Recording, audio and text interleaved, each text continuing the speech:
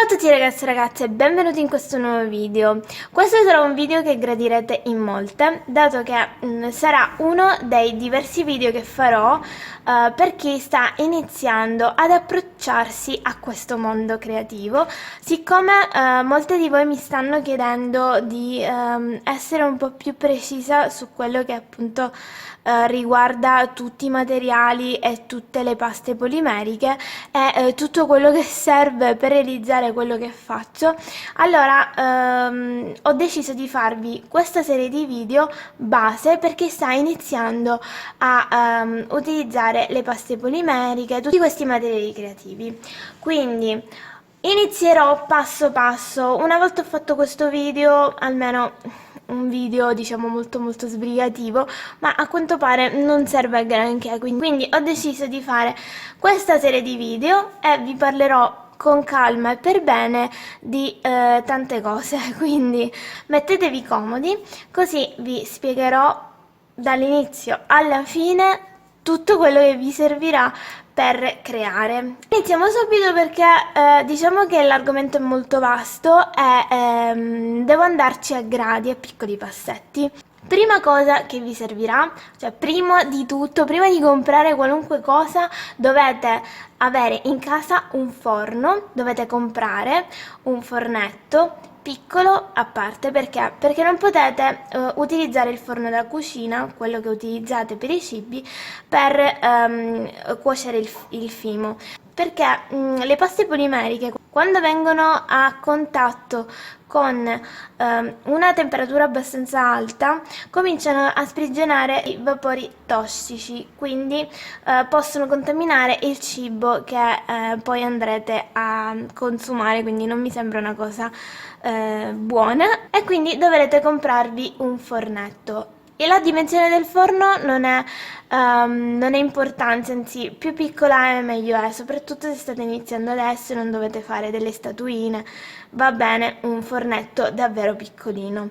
L'importante è che arrivi a 110 gradi, ma non esiste un forno che riscaldi meno di questa temperatura, quindi tranquilli. Comprato il forno, siamo pronti per andare ad acquistare la nostra pasta polimerica. Come marche esistono veramente tantissime marche, la più conosciuta è il Fimo, ma esiste anche il Cernit, la Super Sculpei, la Premo.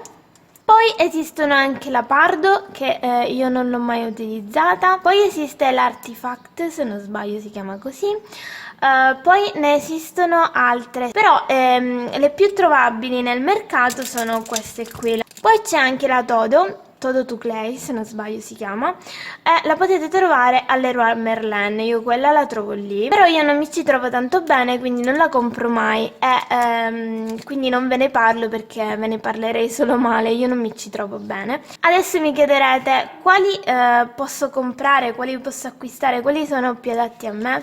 Se dovessi essere sincera, non c'è una tipologia di pasta polimerica adatta, più adatta o meno, sta alla persona. Quindi se avete delle mani che tendono sempre ad essere abbastanza calde, avrete bisogno di una pasta polimerica più duretta, perché una volta che andate a frizionare il fimo si riscalderà e la pasta polimerica diventerà troppo molla, troppo morbida, quindi avrete problemi nel lavorarla. La stessa cosa è per chi ha delle mani fredde, per esempio io ho delle mani veramente ghiacciate, quindi a me serve una pasta polimerica che tende ad essere morbida già dal principio, perché allo stesso tempo se è troppo dura mi verrà difficile diciamo a modellarla, quindi è molto soggettivo. Quindi io consiglio, per chi ha delle mani fredde, Fimo Soft è perfetto, oppure la Premo. anche la Premo tende ad essere abbastanza morbido. Fimo Soft e Premo sono ideali per chi ha le mani fredde, mentre per chi tende ad avere le mani calde io consiglio il Cernit perché tende sempre ad essere abbastanza duretto. Un'altra cosa delle paste polimeriche che dovete sapere è una volta aperto il panetto e lasciato diciamo all'aria tenderà ad indurirsi, quindi è bene che una volta che finite di lavorare la pasta polimerica la avvolgete nel Pelipack, ovvero la pellicola da cucina, oppure in un sacchetto. Comunque l'importante è che sia abbastanza sigillata, così da non prendere aria e non indurirsi. Se dovesse succedervi una cosa del genere, quindi che il panetto si indurisca, magari perché ve lo siete dimenticati all'aria, oppure magari che ha troppo tempo che è aperto e comunque anche se lo sigillate benissimo, se il panetto della pasta polimerica rimane troppo tempo aperto e non usato, anche se lo sigillate benissimo,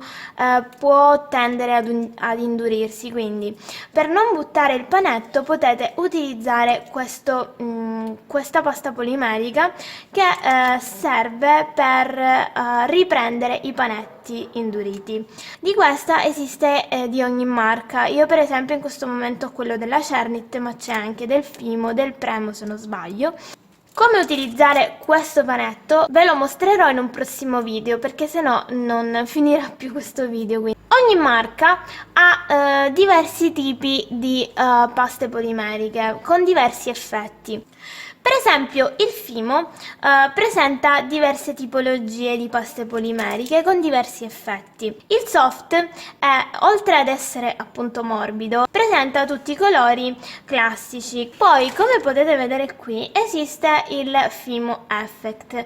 Ora vi farò vedere diverse tipologie del Fimo Effect. Possiamo trovare i Translucent. Questa tipologia di pasta polimerica la possiamo trovare in tutte le marche, infatti possiamo trovarle anche nel Premo, questo è pure Translucent. Nel Cernit per esempio è scritto qui Translucent, ovvero trasparenti, quindi il colore per esempio questo è bianco, questo diventerà un trasparente. Quindi quando mi chiedete per esempio come fai a realizzare quella gonna trasparente, grazie al Translucent bianco. Una cosa importante che dovete sapere dei Translucent è che sono quelli più elastici, è quella pasta che vi permetterà una volta cotta di rendere elastica la creazione. Quindi io ho un piccolo trucchetto che è diffuso ormai in tutte le creative. Per rendere elastica ed evitare che la vostra creazione si rompa, dovete aggiungere sempre e comunque un pezzettino di Fimo Translucent bianco, trasparente ovviamente, questo diventerà trasparente al massimo, nel pezzettino di Fimo per esempio lilla o marrone, tutti i colori che utilizzerete andateli a miscelare al Translucent bianco. Vedrete che una volta cotta la creazione diventerà elastica. Magari farò un video a parte. Poi ne esistono di tanti altri effetti come il perlato. Questo bianco è un bianco perlato, sicuramente non si vedrà mai, però ha tipo dei riflessi perlati. Poi ci sono questi qua che sono pastello, quindi è sempre un effetto diverso dal solito, dai colori normali. Quindi ci sono anche i colori pastello, sono molto amati per ora, vanno molto di moda. Poi io qui non ce l'ho, spero di trovarlo ok. Poi c'è l'effetto brillantinato, questo è il Fimo Kids. Praticamente non è altro che Fimo per i bambini, ma dovrebbe essere un po' più morbido. Però per esempio questo qua è da tanto tempo che è messo qui e dopo un poco diventa duro. È una pecca del Fimo che non ho riscontrato nella Premo. Per esempio la Premo rimane molto molto morbida anche col tempo, guardate, questa ce l'ho da tantissimo tempo e rimane morbidissima. quindi dovete vedere voi col tempo come vi trovate con quale pasta polimerica. Altri effetti che potete trovare in varie marche, quindi io vi sto parlando del Fimo, del Premo, della Cernit, però potete trovare gli stessi effetti in tante altre marche. Io vi sto facendo un sunto di quello che potete trovare nel mercato. Potete trovare dei colori diciamo un po' più particolari, come questo qui, ed è Nature. Questa linea ce l'ha la Cernit, ma ce l'hanno anche il Fimo, si chiama in un altro modo, però lo potete trovare anche nel Fimo, e sono tipo questi colori un po' melange. Questo tipo rappresenta un po' tipo come se fosse il marmo, oppure dei colori naturali che troviamo nei minerali, nelle pietre, e ce ne sono veramente di tante tonalità. Io ho anche dello stessa tipologia sul verdino, mi piacciono molto, danno un effetto davvero carino. Infine, se non sbaglio, se non mi dimentico altro, infine potete trovare anche quei panetti di pasta polimerica che si illuminano al buio. Quindi ce ne sono veramente di tantissimi tipi, dovete semplicemente trovare la vostra marca ideale, ovviamente provando le varie marche. Per chi deve iniziare, io consiglio di acquistare questo set del Fimo Soft, che potete trovare sul sito della Resin Pro. Vi dà la possibilità di iniziare provando appunto a modellare con vari colori e a piccole dosi. Quindi una volta magari che vi siete resi conto che vi trovate bene o non vi trovate bene, non avrete speso un capitale, però nello stesso tempo avete avuto la possibilità di provarli. Io vi consiglio questo set, giù nell'info box vi metterò il link diretto al sito, sarete appunto così sicuri di trovare l'articolo subito. Riguardante le paste polimeriche, la base, vi ho detto tutto, quindi io direi di passare agli attrezzi. Ok, vi presento tutti i miei attrezzi. Parto col dirvi che molti utilizzano gli stampini, sia quelli fatti in gomma siliconica, sia quelli fatti ad espulsione. Io non utilizzo stampini, quindi per chi volesse sapere informazioni riguardanti gli stampini io non ve ne so dare. Vi presento appunto gli attrezzi che utilizzo. C'ho uno schifo qua dentro, io metto tutto in questa tazza perché così l'ho a disposizione come se fosse appunto un portapenna. Ho tutto a disposizione, mi viene facile a prenderli, quindi anche la disposizione è importante. Poi con l'andare del tempo avrete bisogno di avere tutto ordinato, perché poi veramente vi seccherà a prendere le cose e avrete meno voglia di iniziare a lavorare. E quindi questa cosa è molto importante, ve ne parlerò anche in un altro video. Sembra una banalità, ma è molto importante. Parliamo degli attrezzi. Allora, un attrezzo molto importante è il mattarello, rullo, come lo volete chiamare. Comunque, questo tubicino che voi... Allora, io questo per risparmiare, perché io sono una risparmiatrice nata, ho utilizzato questo pezzo di tubo. È stato tagliato e siccome è molto molto liscio, l'importante è che sia liscio, perché sennò vi creerà disegni nella pasta polimerica non graditi affatto. Se non avete possibilità di realizzarvelo voi, potete acquistare della Todo 2 Clay, anche della Fimo. Vendono questi set per chi lavora appunto il Fimo. Io vi consiglio di acquistarlo su internet, basta che scrivete attrezzi per paste polimeriche, qualcosa vi spunterà sicuramente. Se non volete utilizzare questo a mano, potete utilizzare lo stand di pasta, ovvero questo qui. Lo potete trovare veramente ovunque, basta che andate in qualunque posto dove dove vendano cose per la cucina, ovvero pentole, padelle, tutto ciò che serve per cucinare. Troverete sicuramente uno stand di pasta.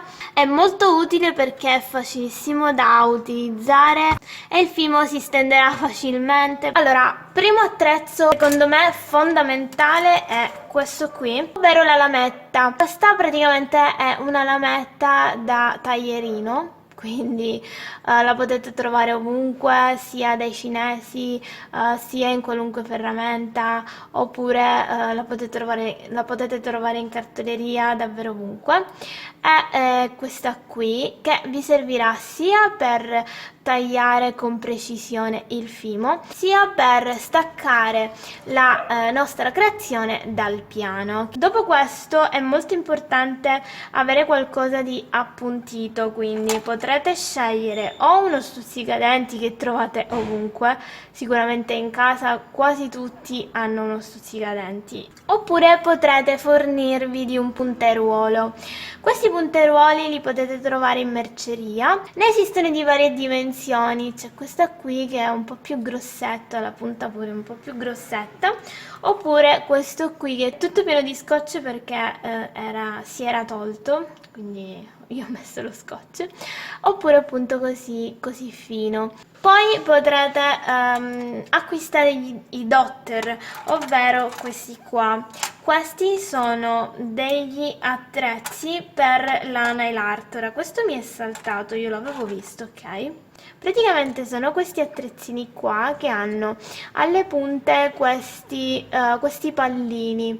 Questi sono utilissimi e per me sono importantissimi perché grazie a questi pallini posso modellare per bene le varie parti del fimo. Se sono più o meno grandi posso fare cose più o meno piccole. Ne esistono veramente di tantissime dimensioni. Li vendono pure dei cinesi. Se andate nel reparto della nail art, del trucco, troverete questi dotter. Sono ottimi, costano pure poco, non costano tantissimo e ne trovate veramente di varie dimensioni. Come vedete questa pallina è più grossetta, questa è più piccolina. Andiamo avanti con altri attrezzi. Per essere più comodi potrete utilizzare anche questo qua, che non è altro che un cutter. Questi qua con la punta. Questi sono ottimi per tagliare delle parti molto minuziose, per essere più precisi, insomma. Quindi questo per me è diventato indispensabile, però per chi inizia magari queste cose sono le essenziali e potete acquistare solo ed esclusivamente queste per il momento. Poi potrete aggiungere le altre cose che vi sto dicendo, quindi questo. Ho trovato indispensabile questi pennelli in gomma siliconica, ovvero come vedete sono molto mollicci e sono in gomma siliconica. Io questi pennelli li adoro e sono utilissimi perché non vanno a rovinare le parti che vado a lisciare oppure a perfezionare. E esistono di varie forme, come potete vedere. C'è questa qui, poi questa qui a punta, poi c'è questa qui piatta e ne ho altre, però quelle lì le ho messe un po' da parte perché non le utilizzo spesso. Quelle che mi servono sempre sono queste. Serviranno i pennelli perché con questi andremo a stendere i pigmenti, andremo a fare le guanciotte alle nostre creazioni. Ragazzi, questi qua invece servono, levando la matita che non c'entra niente, questi qua servono per altre cose. Per esempio queste proprio sono dopo, molto dopo, serviranno molto dopo. Questi qua per esempio vi aiutano a fare una texture più velocemente, come per i biscotti. Poi ci serviranno le pinzette per prendere le applicazioni che andremo a mettere nelle creazioni, quindi che ne so, dei brillantini, delle perline. Poi andremo a vedere appunto a cosa ci servirà nello specifico. Poi questo qui io lo tengo da parte per quando utilizzo i gessetti, invece di utilizzare magari questo, che spesso utilizzo questo e sbaglio perché lo vado a rovinare. Questo mi serve abbastanza appuntito e abbastanza tagliente per il fimo, per essere precisa, quindi è meglio che non lo utilizzo. Utilizzo questo qua che è un po' più malandato per appunto grattare i gessetti e prendere la polverina, che poi vi farò vedere a cosa serviranno i gessetti. E questa limetta mi serve appunto per limare delle imperfezioni sia sul fimo sia sulla resina, e della resina vi parlerò sicuramente in un altro video.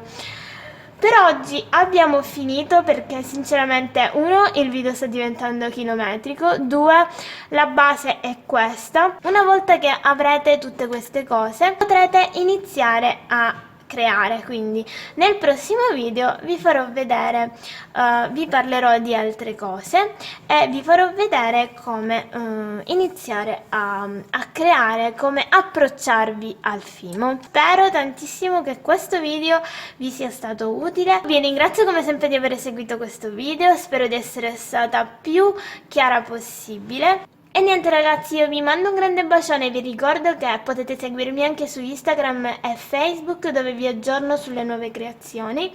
Per acquistare potete contattarmi nella mia pagina Facebook oppure sulla mia mail. Giù nell'info box metto tutto. E niente, se vi è piaciuto il video un bel pollicino in su e noi ci vediamo alla prossima. Ciao ciao!